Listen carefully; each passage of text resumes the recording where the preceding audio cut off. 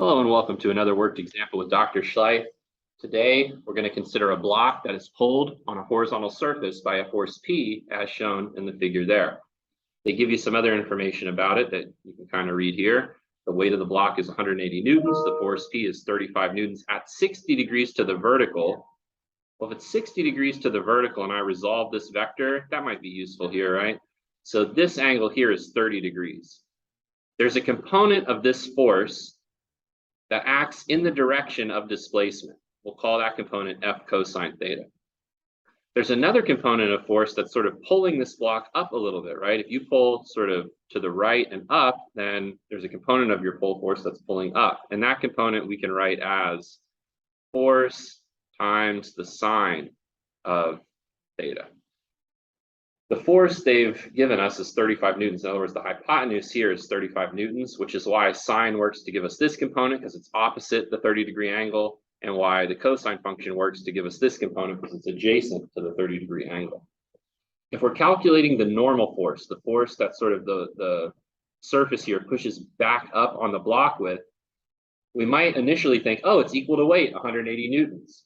But then you're forgetting that some of that weight is alleviated by this up force right here. So what we really need to do is calculate this. 35 newtons times sine 30 degrees. Sine 30 is a half. Half of 35 is 17.5. So the normal force doesn't have to supply 17.5 newtons, okay, because we're pulling up with that much. The normal force only needs to supply what? About 160 newtons, all right? And so because this is about 20, it supplies about 160, and this would be the correct sort of significant, digits to report it to. If you did 180 minus 17.5, you'd get 162.5, which is indeed about 160 to 260. So that's a good answer to report for the normal force, pushing up on the block. The work done is, remember, the component of force acting in the direction of displacement times the displacement. They give us the displacement, 20 meters.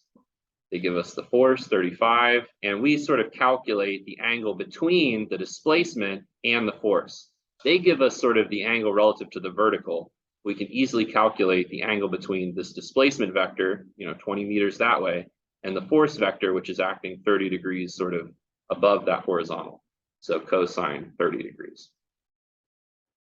You evaluate that, the cosine of 30 times 35 times 20, you should get the work done as 606 joules, which is pretty close to 610 joules. So the two calculations here ask you to calculate the normal force, you should get 160. The work done in moving the block, 610. You need to resolve the force vector in order to arrive at those solutions. The question goes on to ask, explain why the block continues to move at constant velocity, although work is done on the block by force P. So you might think, well, if work is done, work equals the change in kinetic energy, right? There's this theorem, work is the change in kinetic energy. However, we're doing work against friction, right? So there's another force that's opposing the motion of the block, and the work that we do is work against friction, okay?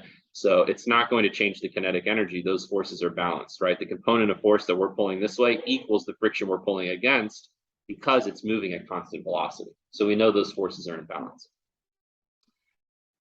Explain in terms of the forces acting why the block remains in equilibrium. Equilibrium means there's no net force. And so the ups equal the downs and the lefts equal the rights.